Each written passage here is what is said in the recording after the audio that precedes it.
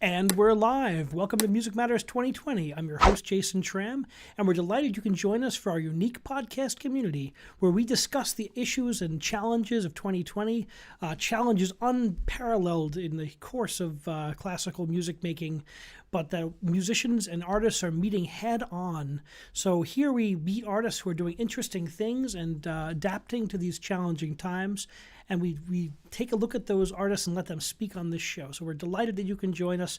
Please remember to subscribe to us here on YouTube and hit that bell icon for the most up-to-date information on upcoming guests and topics. Like our videos on Facebook and please share them and join our community. Also, remember to chat in questions and comments on the chat screen. We love it when our audiences interact with us. Please feel free to ask questions of the artists and of myself and join in the conversation. The more that join in this conversation about the arts, the better we are. So thank you for joining us on Music Matters 2020.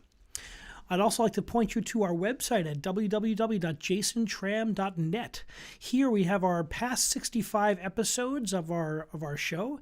We also have all of our upcoming guests and topics. You won't want to miss it. We've got exciting announcements. We're delving into popular and contemporary music. We've partnered up with Reverb Nation to present many of the finest up-and-coming pop artists, rock artists, jazz, contemporary, in addition to our classical artists that we presented since we begun. So without further ado, we're going to jump in, and today we have a wonderful guest, Mr. Kofi Hayford, who is a rising bass baritone, and we're delighted he can join us today. Welcome, Kofi.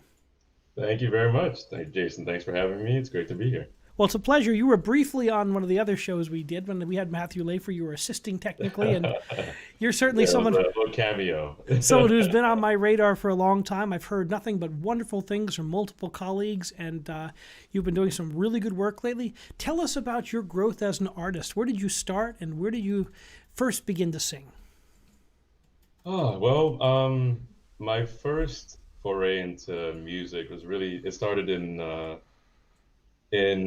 about 1999 when we first got to this country. I joined the high school choir and the church choir, and that's where we did, Handel's Messiah. We also did Rachmaninoff's Vespers, and that's when I discovered I was a lower voice. But actually, it really started when I was a boy alto in the church, and then my voice flipped when I was about 14, 15, and that's when I started singing bass and bass baritone stuff. So Yeah. that's how it all began. Were you a soprano or a tenor before your voice changed? No, I was a boy alto. Boy alto. Okay, so it's a natural transition to the bass. Yeah, it just went full. I was a tenor. I was the highest boy soprano in the chorus forever until about ninth grade, and all of a sudden it dropped into a high tenor placement. So it wasn't that much of a shift. Cool. Well, that's pretty good. That's pretty good. I didn't know you were a singer, actually. I was a singer. Yeah, I did a lot of compromario tenor things when I first came to New York, professional choir work and such. But I found that my love was. I was also a high school teacher, and I found that my love was conducting. And I just, Wow. you never know where things go with music field. Where you start one day, you keep your skill set evolving, and you might wind up totally different. Yeah, it's true. Now That's an you said interesting journey. you came to the States. Where were you before you came to the United States? Before that, we were actually in South Africa. So my Oh, father was a diplomat. So I actually wound up. I was born here when I was, back in 1986, and right after I was born, we left the country for about 12 years, where we lived in different countries. We lived in Ghana and Egypt, the UK, and South Africa before I wound up coming back here. So it well, was don't really a lot gloss of over that. growing up. What an incredible child. What an incredible childhood, and really a lot of adventures. So, Yeah, as yeah. an opera singer, where you got to master so many languages and skills, was it helpful to growing up in that really interesting environment? I think so. I think my father cultivated a good taste in us for good things, whether it's literature, music, art. He made sure that we knew what quality was in life. And so one of the first people he introduced me to was Paul Robeson as a musician. And just his music, his singing, his life, everything he stands for, in terms of his integrity and character, was something I really aspired to emulate in my life. And so that really got me on the journey.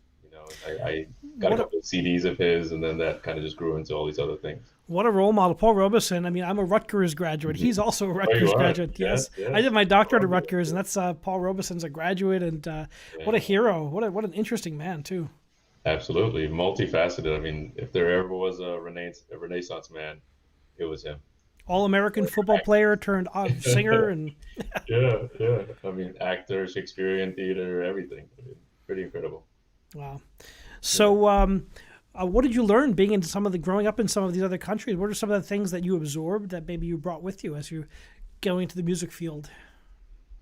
I think it was probably the most interesting thing I brought to the table, probably is perspective. I think growing up the way I did, I see the world very differently. It informs everything about me, from my artistry to my politics to my philosophy, personal philosophy in life.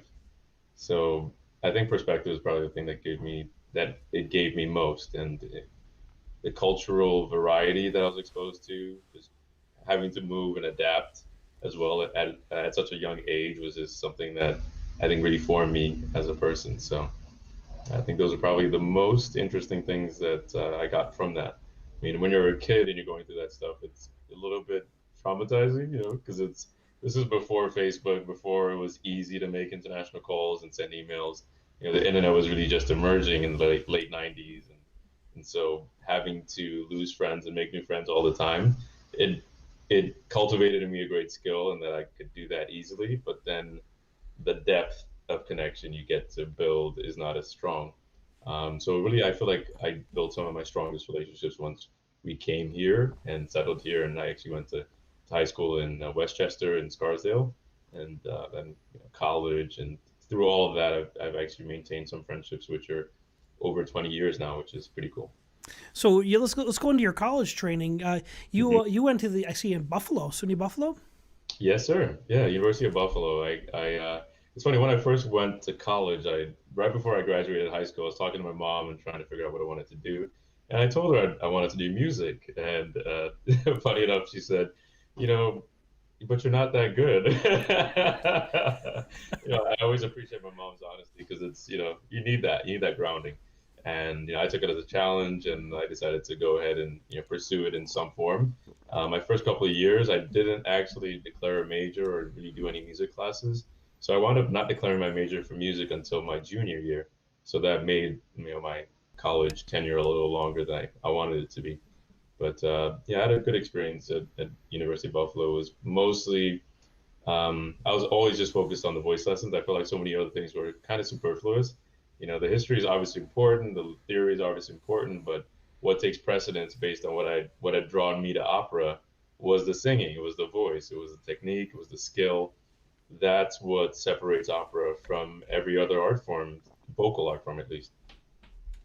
Well, it And so, certainly isn't yeah, so bad for a bass to take an extra year or so because it takes so long for the voice to develop and to drop and to, yeah, it's yeah. like a fine wine. You would look at the great basses; they sing for a long time if they sing correctly. Yeah, some of them up to their 80s, the greatest ones, Cesare Siepi, who's I think the king of them all in terms of everything as a well-rounded artist.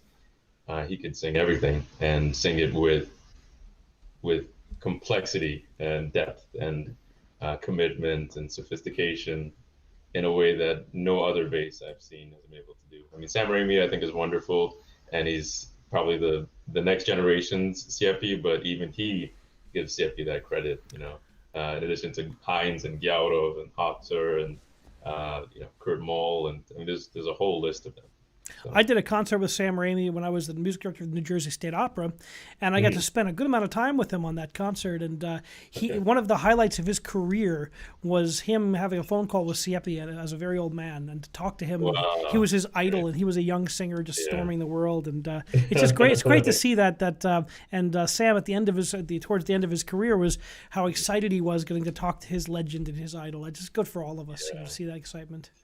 Absolutely. I think this art form relies so much on tradition and an oral tradition just because of the nature of it. And um, it feels a little bit like we've lost some of that tradition and the tradition of teaching specifically. I feel like things have really changed over the years, partially due to necessity and financial considerations and many other factors. So it's made the business a little bit um, difficult to navigate for a young singer. So you But finish up your undergraduate from SUNY Buffalo. What did you do next? What was the next step in your journey? well, my next step was actually not to pursue music directly. I chose to start teaching voice lessons with the little I knew, while also working at a one of the world's largest corporations. I actually was very fortunate because I graduated in 2009, which is right when the major recession had happened and the bottom had fallen out of the economy. So taking the wisdom of my parents because I had ignored it for my college degree and just on music. I got a great job, actually, a union job working at Verizon, doing sales and customer service in a call center. And yeah, it was very stable, 37 and a half hours a week because it was union, so very strict. You get your half-hour break every day, you work 7.5 hours, boom. So it was a good opportunity to just get that discipline, get that corporate experience, and also cultivate my interest because I've always been interested in technology and in business as well. So I really cultivated that while also teaching voice lessons. And I actually became a contracted singer with the Buffalo Philharmonic Chorus, where I was a bass ringer for the section. And I actually did a couple of solos where I sang in some Christmas concerts, and that was a lot of fun, actually. So I really cherish those memories. Those opportunities are wonderful for building, to be around those great artists as you're watching and you're learning and you're growing.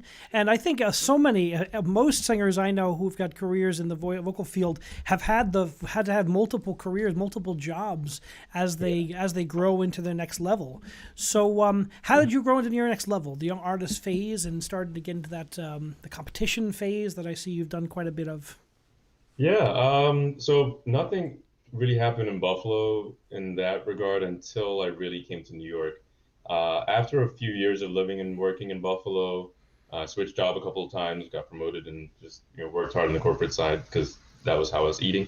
I then I then made the decision to move to New York, and it was for various reasons, but one of the primary ones was that the opportunities were just much more plentiful, and that was at least what I imagined in my head. So while I was in Buffalo, I did a couple of roles. I did Colline in La Boheme, and then I also did uh, Wagner in Faust, Gounod's Faust. So those are a couple of good experiences I had, and obviously some concerts as well. But I figured if I'm going to get actually a good amount of stage experience, singing with an orchestra, and being in the place where every company goes to try to attract and nurture talent, I needed to be in New York. So it was in 2013 that I decided to leave Buffalo and make the move to New York. And luckily, well, not luckily, I'd worked very hard, and I got a job in banking. While living in Buffalo, I actually got the job in New York. I actually went down and interviewed, and they offered me a job, which is a pretty significant pay increase from where I was. So I was like, okay, I can move to New York and I can try to make it work. So I moved, and then when I after I moved, it was kind of a big personal transition in my life. Um, you know, uh, I've been in a committed relationship for a long time, and that ended. So there was some emotional distress from that for a few months, and so I just took time off from singing and decided to make sure I have my job situation in order. And I'd actually gotten promoted and a raise, and I just really poured into that because that was what was more important at the time. And then for after about a good amount of, like, say, 9 months or so of being in New York, I reconnected with a fellow student of my first voice teacher who just the year before had passed away. So a lot of different things had happened at the same time. Um, so then we reconnected, and she introduced me to a place called Cafe Tachi, which is kind of a wonderful place where singers meet each other, and you get to kind of sing your rep. It's sort of this open mic. It's one of Yeah, those quintessential New York opera singer places these absolutely, days. Yeah. absolutely, yeah. It was fantastic, and I met a lot of people there. I met Jose Heredia, Jennifer Glier, and Tiffany Aban, and Juan Del Bosco. So I just got into the scene because that's kind of what you have to do. I feel like when you're in an art form like this, you have to get into the ethos, you have to get into the environment, right, and make relationships. So after singing there a couple of times, Jose Heredia was telling me about a production of Rigoletto he was working on with a company that does these sort of concert style open readings of operas, and they needed a Monterone. So I was like, okay, well, this is something interesting, and it's kind of low pressure. So I started with that, and then from that, many other things started to come my way, just by virtue of partially being a bass and not there not being very many of us. At least you're not a That, soprano. yeah, I mean, just to be perfectly real, of course that's a factor, right? We're vastly outnumbered as men in any category, and then especially as basses, the most rare probably of the voice types. So, Yeah, I know. I've conducted for some of the smaller companies in New York. Between other things I've been doing, I did a Morey Opera twice, and the auditions for Morey Opera they quadruple cast those productions, or yeah, they used to at least. Our dear yeah, rest in peace to my dear friend Nathan. Nathan, yeah, Very sad to see Nathan go with the Morey Opera. But it's the type of thing where you sit there for for multiple days and hear so many women, and then yeah, the few guys that come through, the usual some are good and they really shine mhm, forth. So yeah, yeah. it's amazing the amount of talent in New York, and but that's a great place to learn those roles, is to get to do some of those productions. And there's still some of those left. I mean, those go back. Of my older colleagues used to do Amato opera before that, and then Amore opera became Yeah, the next yeah. outgrowth of that. But those Mhm. are formative companies. Those companies where you get a chance Absolutely. to do those roles on the stage for the first time.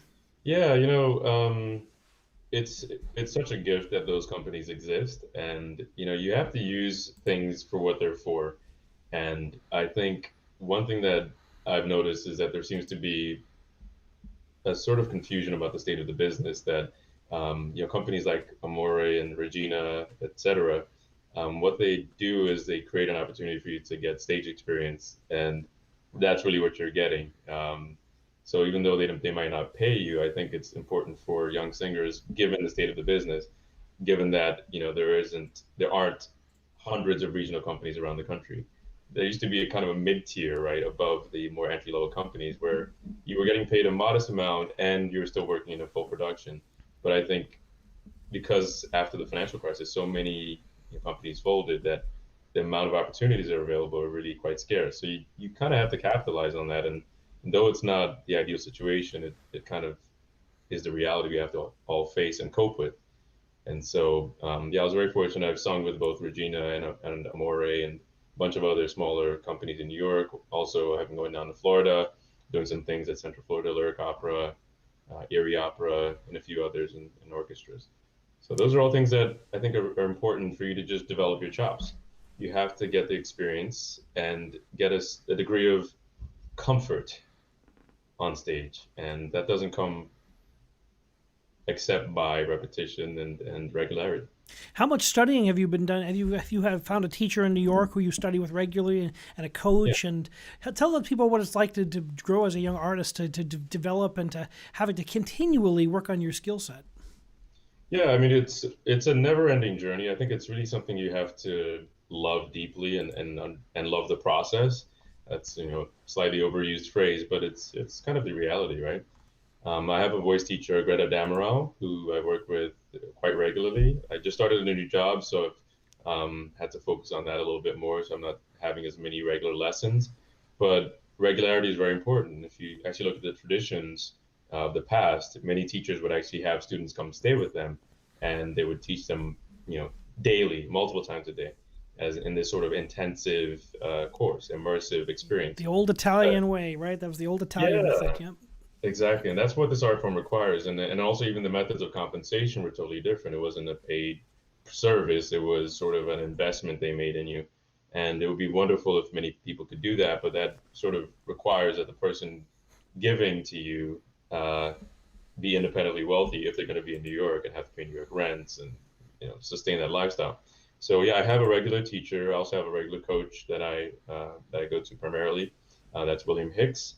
Um, and I think it's important to have Wonderful a team. coach, absolutely. Yeah, he's fantastic. So I think just the combination of those two, great experience, great ears, great methods of teaching, that work very well for me and my temperament. I think that's also important. I think as a young artist, a lot of people are concerned with how they're received by the teacher, but they also have to realize that in a way you're auditioning the teacher too. Because if the teacher is not serving you, even though they might be a very renowned teacher or a very respected person, that does not mean that they necessarily will work for you. And this is such an individualized uh, art form, and your unique composition physically and psychologically has to mesh well. And if it doesn't, you're kind of wasting your time and your money on a relationship that's not going to be productive or fruitful for you. My mentor, That's Maestro one of the most Solipini, important things. who was a famous Verismo conductor. Maestro was the accompanist, and he conducted quite a bit of Corelli, Franco Corelli. He Oh also wow, coached him a great. lot. And Yeah. he would always say that 99% of the voice teachers are just, you throw them in the river because they're useless. But those 1%, man, Yeah. they're worth there are some wonderful teachers who really can get inside the voice, inside the mind, and really help unlock challenges, Yeah. fix problems, and they're crucial. Describe for the audience who may not know, what's the difference between working with a coach and working with a teacher? Yeah, the way I operate is with my teacher, we work on purely technical things, building the voice, addressing tensions that are not productive, and ensuring that the use of the voice is efficient and effective, and allows for longevity of a career. Beauty is obviously very important as well. It's wonderful if you can make a lot of sound, but it also has to be pleasant to listen to. Um, so I think a combination of all those things are very important to get out of your teacher. And obviously, the teacher, by virtue of having had their own career and just a lot of knowledge and experience themselves, will be able to inform you about certain stylistic things and how what they're teaching you technically applies to the music. So then you go to your coach once you have the technical skills to be able to even sing this and do it justice. And then you add a layer of your own opinion, essentially, with respect to the style that's appropriate for that piece. Because, the Baroque period has its own stylistic sensibilities and norms. And then, Performance practices. Yep. exactly, yeah, the same thing with the classical period and the romantic and modern and also different languages. Like the Russian is very different than Italian, which is different than French. And, that just also speaks to the complexity of this art form. And because of the fact that you also have to balance your bread and butter needs financially, it makes it quite difficult, I think, to develop quickly as an artist. You'll go back in history and you'll see like Siepi was singing some big stuff in his late 20s, early 30s. Same with Hines. You read about some of these female singers, sopranos and mezzos, and in their 20s they're singing pretty big stuff. But I think one of the most important things about looking at historically is looking at the context, right? If you actually consider that they were studying every day from when they were probably in their teens or 18 or older, yeah, they had about 20 years experience almost by the time they're done with 7 years of studying because of the frequency, the depth of immersion that they had, right, in the art form versus what we have today when in most college programs, you're getting a lesson once a week, sometimes not even that, and then you're not getting a lot of performance experience too. So it makes things extremely difficult, It's right? a very So different you have to be model. very patient with yourself It's a very and not different judge model. yourself by unrealistic standards. And it's also a little bit frustrating. For me as a bass, it's I think a little bit more so because my voice is starting to settle now. I'm in my early 30s. So like for someone who's and also depending on the dramatic voice that tends to also settle later. But maybe it's not about the timing necessarily. Maybe it's about how much time in practice you need getting the right type of direction that you need. You know what I mean? Yeah, I'm always amazed. So Some many different people who factors. study the art form think that they're gonna go right into this and start making money. It's such a challenge. It takes so many skills to master before the Exactly. career actually hits. Mhm. The Yeah, so language, that's like the I was technique. saying, it's yeah, you have to. I mean, I remember I was talking to one of my former teachers, who's a good friend, and he was saying he was actually talking to an actor and Shakespearean actor, and asking his thoughts about opera. And I remember what the story goes sort of like, okay, so imagine you're doing what you do as a Shakespearean actor, but then you're doing it in another language to music. Oh, and the music is not a track; it's live, 50-piece orchestra plus a conductor who's going to direct you. So you have to keep your eye on the stage and sing convincingly in another language, portraying characters that are 300, from 300 years ago.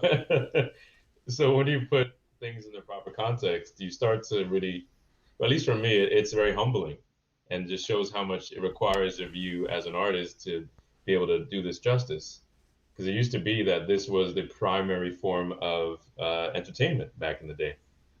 That's not the case anymore. We So it's not, certainly have a lot more options of entertainment these days with the streamed media, with movies, yeah.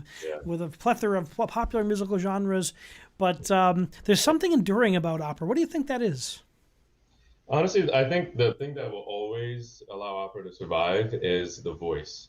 It is the human voice doing incredible things that just pull you. It's such a visceral connection that you have to at least that drew me in when I first heard. I think it was Pavarotti that really got me like floored. I think this was in high school, actually. I pretty distinctly remember the day. I was using like LimeWire or Napster or some bootleg service like that. And I downloaded Nessun Dorma. And I was just like, how does he? And even back then, my voice was low. So I tried to sing along and I'm like, okay, this is not working out. Not going to happen. and it was just so inspiring. It was the grandeur of it, this majestic sound. And I knew I wanted to learn how to do that. Whether that was just to be able to do it or make a career out of it was quite irrelevant actually to me at the time. It was just such an admirable skill, and I looked at it as talent, but I knew it was you can't just hear someone do that and think it's talent. And that's also been a huge shift in my perspective. Talent is wonderful, it's great, but talent without the work, the applicable amounts of hours you have to put into it, in the right guidance, shows that talent is only a very tiny portion of the equation. And yeah. Yeah, in terms of a career, yes, I've seen so many talented people have very short careers or non-existent careers. In my 25 years in the business, it's incredible to see, the ones who tend to make it tend to have a lot of skills, a lot of attributes, and incredible dedication, and a lot of good Yeah, luck. work ethic. Yeah, work ethic and a little bit of luck, which is preparation meeting opportunity. I'm full of these cliches, but I think they mean something. Uh, I think there's a lot of old world wisdom that I think the later generations have lost and have abandoned. And there are some narratives in society that have absolved people of their responsibility for themselves. And I think when you relinquish that, you're actually in a dangerous place where you're not in control of your own life, and you're worried about what someone else is going to do. Where my personal guiding belief is that, at least in America, and at least right now, uh, if you make the decisions, you work hard, and you apply yourself, you have a much greater chance of success. There's no guarantees in life. I'm not sure I'll be alive tomorrow, but we live as if we're going to have many years to be able to create the life we want. So yeah. Sound and sage advice, certainly, and you are certainly a deep thinker and a real philosopher for a young person. Okay. I thought about doing philosophy when I got to college, and then music took hold of me. So, where are some of the interesting places you've sung? I was reading your bio, and you've sung in some really interesting places. Tell us about Yeah. singing in the Arctic Circle. What's that all about? Yeah, that was definitely the one of the highlights of my career so far. It's an interesting story how that even came about. One of my good friends and mentors is Peter Mark. He's a founding artistic director of Virginia Opera, and it was Christmas of 2017, I think. No, it was New Year's Eve of 2017, going into 2018, I think. And he had invited me to a party, myself and my girlfriend, and we wound up going and having a great time. And at the event, there was a piano player who was playing some music, and they'd invited some singers, and I wound up singing actually, and doing some of my greatest hits. And there was a lady there, a wonderful woman. Her name is Marie Coder, Quebecois, Quebecoise, I guess. She heard me sing, and actually told me that she runs an annual festival in the Northwest Territories of Canada. So we wound up talking, and I told her about what I could provide and what I could do, and put together a program and a team of singers and a pianist. And we wound up going to the Northwest Territories of Canada, which is very far north. I mean, the furthest north you went in that tour, I did about 9 different concerts within a week and a half. And yeah, we went above the 68th parallel. I actually have a certificate because we went so far high, and it was a wonderful experience. I sang in an igloo church, and the Ooh. acoustics were incredible. I have a lot of pictures and video which I still have to put out, but that was an incredible experience. Just about a year ago. It's crazy how time flies. I saw it on your Facebook profile. I saw these things pop up with the colleagues like yourself. And Yeah. what was the response of the people who live there who may not have such an exposure to opera for sure? I mean, they were extremely, extremely grateful, extremely thankful. And actually, one of the things that was really cool is I went to a couple of schools and did some morning sort of concerts, which were very difficult on the voice, but it was cool because they really appreciated what opera is, and I was able to provide something to them that they didn't really have easy access to live. And the pianist that I paired with was also really, really good. He's an instructor, a PhD. His name's Daniel Beliavsky, and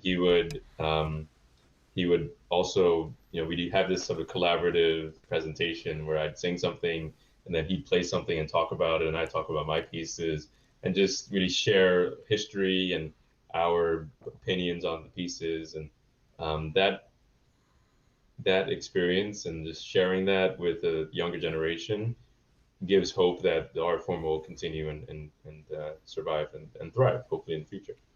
I think it's so important that when we do these programs that we're explaining it and describing, and because a lot of people we perform for, often case, especially away from the major cities, may not know much about opera. They may be the first time they're hearing it. And I find that once people understand it and they're demystified, it's so much more relevant to people. Yeah, I think, one of the tougher things is the language barrier, right, in opera. So I think once you can break that down and break down that wall, it's far more effective. And one thing I did, I can't remember which concert necessarily, but I also started a group called the New York International Vocal Ensemble, and we've done a few concerts that have gone very well. Most of them sold out, actually. And we even had one recently which sold out during Corona, which is nice. But the thing was, when it comes to language, is that if you just take the 30 seconds to have a quick blurb about what this piece is about, it invites the audience in and breaks down this barrier where it's not just an oral experience, it's an emotional one that they can connect to, because the stories are timeless in opera. So, if you're able to tell them the story and give them the context, I mean, love, hate, anger, despair, betrayal, all those things exist today, and we've all maybe experienced, hopefully not too many of those bad ones. Well, I think in the last 6 months we've experienced many of them in a single day, right? It's been such a challenge. And Yes, I just did a recording of I'm going to talk about that later at the end. I did a recording of of an opera concert that's going to stream on the 19th, and it was two great singers, Aaron Brooks and Rochelle Bard, and we did this concert. Oh, Aaron's fantastic. He's part of our group. He's the New York fantastic. International Vocal Ensemble. Yeah, we've done some stuff together. It's a small world in our business. We all know each other. Yes, it is. But it was just such interesting to hear us together. We did the rehearsal and the recording this week, and just the power of this music. And ever since it was invented in the early 1600s by the Camerata, the people that came together, they were trying to find ways to connect people to the most intense emotions, and that's where the arias come from. And it's always been the heights of elation and the depths of despair, and finding that and then musicalizing those thoughts. Exactly. Yeah. That's what drew me in. I think the oral experience was certainly the most captivating at such a young age. I mean, what is your emotional depth at 14? Certainly, there's a ways to go.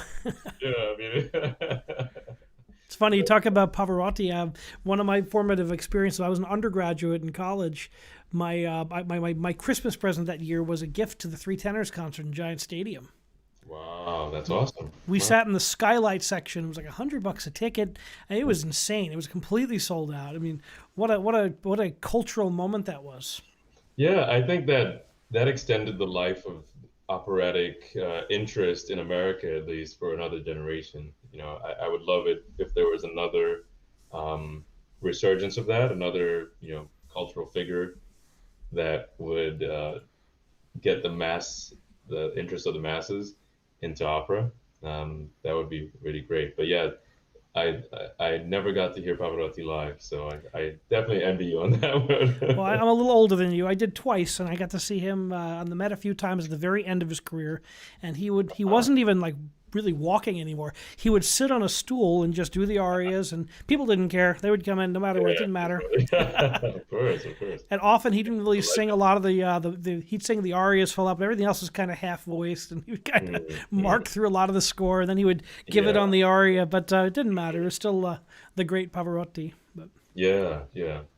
I mean, he's the reason a lot of us, at least for me and many people I know, are singing. so let's take a look. How are you adapting to this COVID period that we've all found ourselves thrust into this ocean of instability and uncertainty? How are you adapting to this as an artist? It's by creating opportunities for myself. That's something that I think is very important as a creative person. One of the downsides, in my opinion, of opera is that you are sort of beholden as a singer to the opinions of many people. And that's often a good thing. Sometimes it's not. But I think for cultivating your own creative voice and creative identity, it's important for you to be able to do things the way you want to do them. And that's what Corona has allowed a lot of singers I've seen do. They put on their own concerts or record their own stuff. People are recording stuff in other FOCs that are not theirs just because they want to, and experiment. I mean, creativity really is about doing things the way you envision them. And so for me, I've done a bunch of concerts. Actually, the company that I founded with two other singers called Diction Buddy, we've done a series of concerts focused on different languages. So we've done a Russian one, we've done a French one, we have an Italian one coming up actually very soon, where we're focusing on great Italian diction and singers that exemplify that while also respecting the traditions of musicality, good vocal technique, and others. So that's been another creative outlet. So I have my own singing. I have the Addiction Buddy as a project to work on. I started a new job in the corporate world, doing sales, business to business, and then I also am learning how to code. So one of the most important things I've learned, and my father has taught me, and I've just learned from life experience in general and reading, is that you have to turn lemons into lemonade. One guy's I don't want to curse, but turn poo poo into sugar. That's what he said. So you take a bad situation and you make the best of it. That doesn't mean you're an alchemist. It just means that you are an optimist and want to focus on the things you can control. If you don't focus on the things you can control, I think you're going to be very miserable in life in general. So I try to just have a different mentality and approach to these challenges. I mean, I'm not going to say it's not a challenge, but that challenge can also become an opportunity if you choose to make it so. Well, certainly that positive energy that your energy and your positive energy and your hard work really pays because it gives you so many different ways to engage with the art form. The forming your own the Diction Buddy is a great tool for singers who need that instruction and to engage with your colleagues to put that together. That's really a very valuable thing.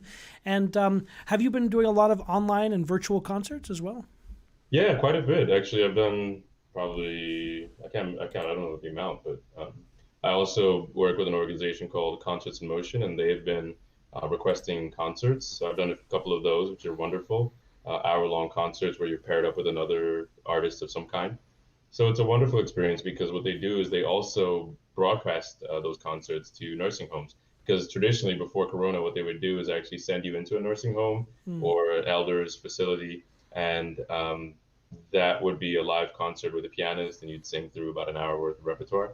And it was kind of community service, but also they give you a stipend for that. So that was a wonderful experience. So those are creative things you can do as well as a young singer to serve the community and also cultivate yourself as an artist. I think one of the greatest dangers is you kind of get locked into a certain frame of mind if you don't try to be optimistic about the challenges in your life. And that's what I see happening a lot in society. And we have to acknowledge the things that are negative, but we also have to find a way to turn that into something.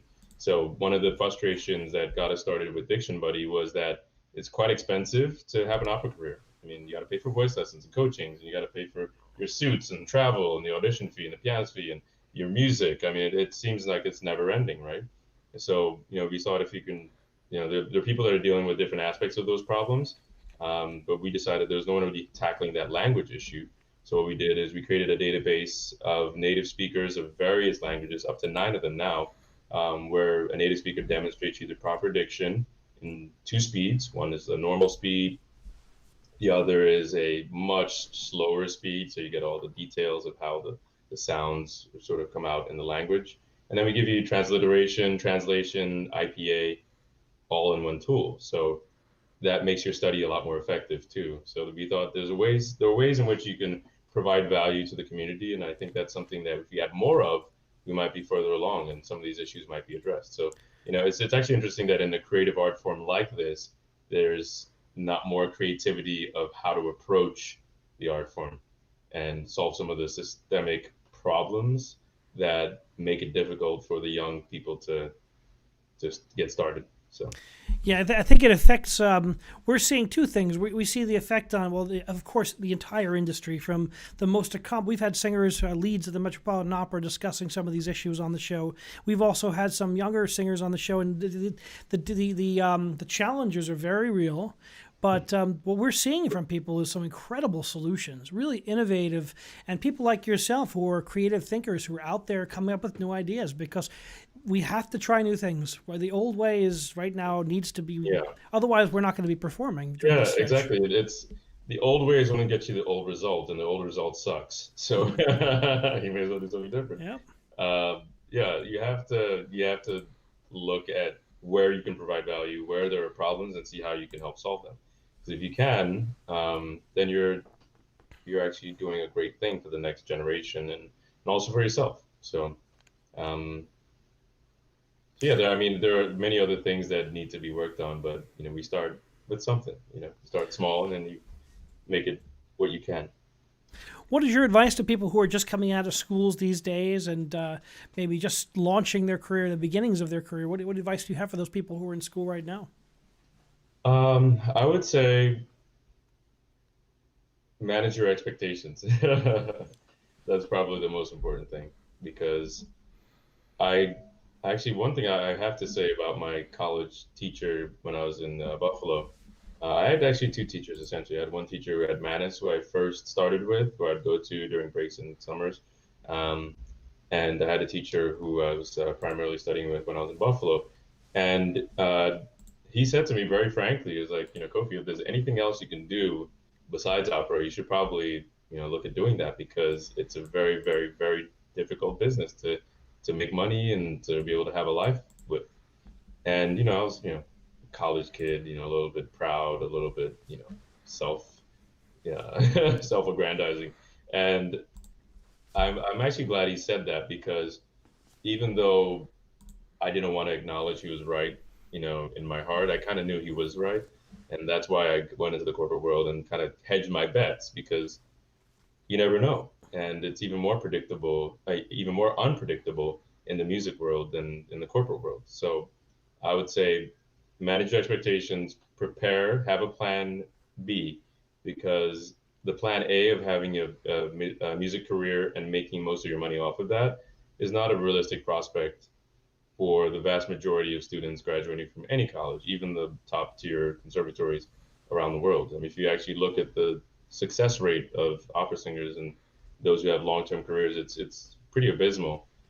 So you have to manage your expectations, and not to say you can't do what you love. Just know that you can't expect a hammer to do what a screwdriver does. You have to ask the right thing of the right tool. So for me, I've managed my or readjusted my expectations because um, it was about 2 years ago. I was working in the corporate world and then I got laid off.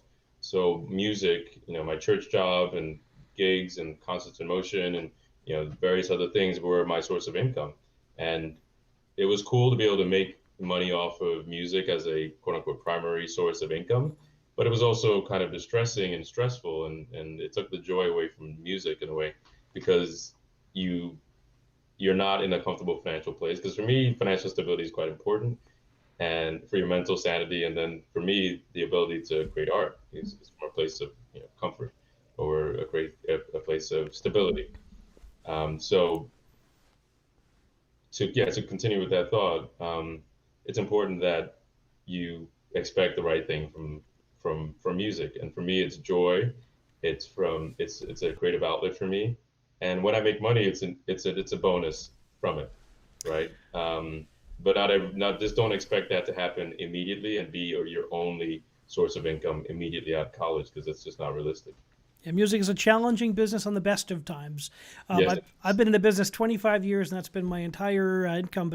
But I've added teaching in the last 9 years, and boy, the Cool. teaching has been wonderful to pair with the Yeah. performing because I've had years where I've done incredibly well performing wise, and I've had years where things just bottom out. The economy is so reliant, the fundraising and the Exactly. enormous amount of resource it takes to do opera in particular. Mhm. It's a challenging field. It can always I think it's only going to become more challenging as people have to come to terms with the economic realities of where we are right now. Yeah, I think be flexible and learn how to adjust. Those are some of the most important attributes I think you to have as a singer. And you're literally learning how to code. I think that's really smart. Yeah, I actually thought about doing it a couple of years ago, and yeah, I just bit the bullet and decided to do it because it's going to allow me to have the life that I want. I think after evaluating everything and just coming to terms with what I want in my life and accepting that and really trying to build that, I realized that I'm going to need a source of income that is reliable, stable, and in an industry that is growing, thriving, and stable. And music is not that. It is not, unfortunately, stable and reliable income wise for me right now. And even for those who it has been stable, Corona has also changed that for a lot of people, right? I had a Uh, guest on the show recently. What was it, this summer, I guess? Alok Kumar. I did a Rigoletto with him with my opera company years ago. He was a mm, wonderful, wonderful tenor soloist, really dynamic performer, and just a great guy to yeah, work with. And Alok had a great couple years. He went to Covent Garden, Leads of Carmen with Florida Grand Opera. He just exploded, and then did wow, some really big Met debuts. And the nice. whole time he was doing that, he was a lawyer. Mhm. Wow. So when he was on the show, I just assumed with him singing all over the world, he's still been lawyering. He Yeah. would sing at the Met, then he would do hours in the legal field. And he'd go back and forth, and he's still doing that. Good. Yeah, I think that's very smart. You Yeah, I have thought so to be too. so multifaceted. And, one thing I posted on Facebook recently, which people liked, and thankfully I didn't get attacked for, was that it's important to be multifaceted. You don't have to be one dimensional. Just because you're an artist doesn't mean you cannot also be a sales executive. It doesn't also mean that you can't be a coder. Those are all parts of your identity. And who I am is, the list is this long. There's so many parts of me that I love and I celebrate and I enjoy. And I think artist is a major one, but it's not the only one. And I was talking to my girlfriend the other day, and I said, my desire to pursue it is not as strong as it used to be, but that's okay because I think like many things in life, it ebbs and it flows. And I think, there's sort of a romanticization of artistry that it's got to be this, you know, absolute love where you can't get enough of it 24 hours a day. And that's not how it is for me. And I think that's okay. I want it all the time, right? But I have to manage the way I balance my life. Otherwise, your life kind of becomes a tragedy. A literal tragedy, not a stage tragedy. Exactly. Yeah. Well, Yeah. that's an incredible amount of balance and philosophy, and I wish you continued success in all of your endeavors Thank as you you. move Thank you. forward. How can people find out more about your work? Yeah. So my website is just kofihayford.com. If you want to find out more about Diction Buddy, if you're an administrator of a college, we actually have a few colleges that are using Diction Buddy for their entire student body. We have Manus, University of Michigan, Lewis and Clark College, and a few others that are our customers. So you can find us at dictionbuddy.com, one word.